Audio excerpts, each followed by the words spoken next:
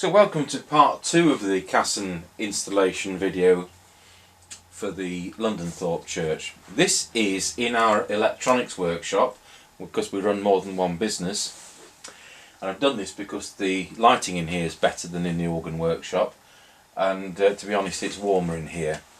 This is the flypallet machine, and this is something which we're going to have to strip down and rebuild.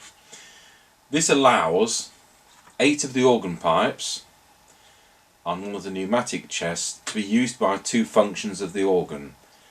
So that will be the part of the base of the Gedact on the manual, I'm going to say, because it's all manual, isn't it? And it's going to enable also those same parts to be used by the 16-foot board on.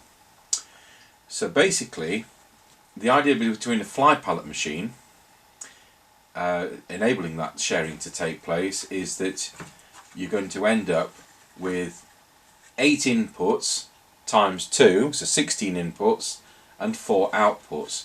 Now I've taken this apart and we're going to clean it up, and I've had a right job getting these screws out, so they'll probably end up being all replaced. So we'll take the gasket off there. As you can see, that's all nice condition. I will just clean it up, and I've already unscrewed, and that was no mean feat, the bit in between, and then we have the actual fly pallets themselves, and you see what a state these screws are in. I'll just get a pair of pliers to that screw and hopefully we can pull that out. And the same applies to that one.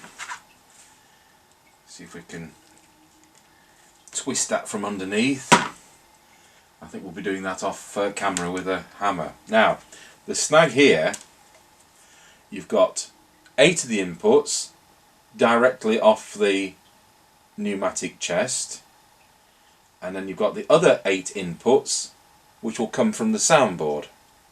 So those on that bit are the outputs. So what happens, these are the fly pallets. So puff of air passes into the chamber there, and the pallet lifts, and it allows that air to go into the chamber, and it can't run backwards because the other pallets closed.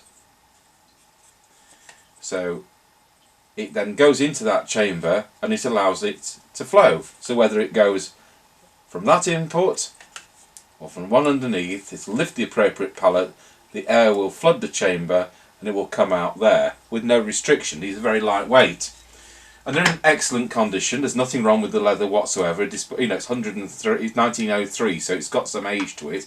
I'm going to clean those up. But the problem is, these pins, and they look to me like turn of the century office pins,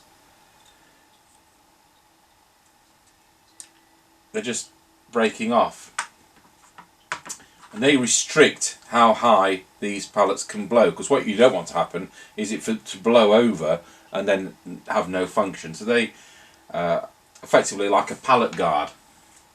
So I've got some 18 gauge wire, and instead of putting office pins in, which I probably could find, and bending them over, we'll actually make some new pins out of 18 gauge phosphor bronze wire, and I think that's a better job. So that's what we're going to do. So I'll clean it up and we'll start making those pins. So there we have it. All those pesky pins have now been replaced by phosphor bronze pins, 18 gauge, so they're a little bit thicker and they're nice and uniform, and those will be absolutely perfect. Now those other ones were installed in 1903, so it's 2019 now, so let's hope these last more than 100 years. I've had to glue one of the fly pallets down. It was coming away, so I've dealt with that, but everything else looks sound and it's all being cleaned up. So we'll just look at those sections now. Got those rusted screws out, so we'll get some replacement ones in there, and so that's the next bit that goes on.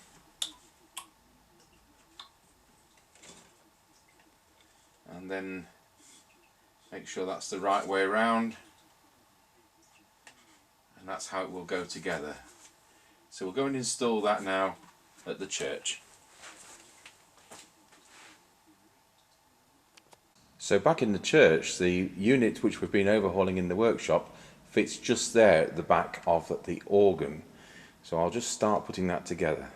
So there we have the unit in position. Unfortunately, the screws which I've put in, which are 1" 8s, are just going round in circles. So the problem there is that the rusted screws have caused the holes to get bigger. So we will try to 1 1/4" 8s, otherwise might have to go up at a gauge and drill out the holes on the fly pallet machine. So we'll have a see what we've got at the workshop and we'll come back. Anyway, I will just show you what's been happening, because most of the rank of pipes are now in. So since last time we've put all the rank of pipes in, other than the ones on the pneumatic chest at the back, which is the Open Diapason, and of course the Open Diapason display pipes, which are the base section, are also not fitted because we need to be able to get in to regulate what has gone in.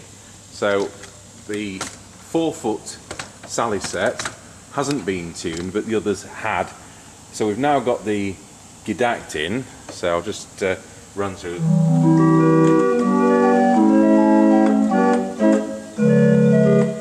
And then we've got the solutional in.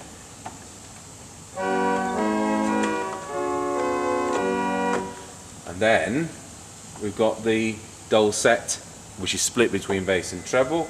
There's a whimper, we'll deal with that. Now that will be slightly out of tune, so if we pull out the Gidact,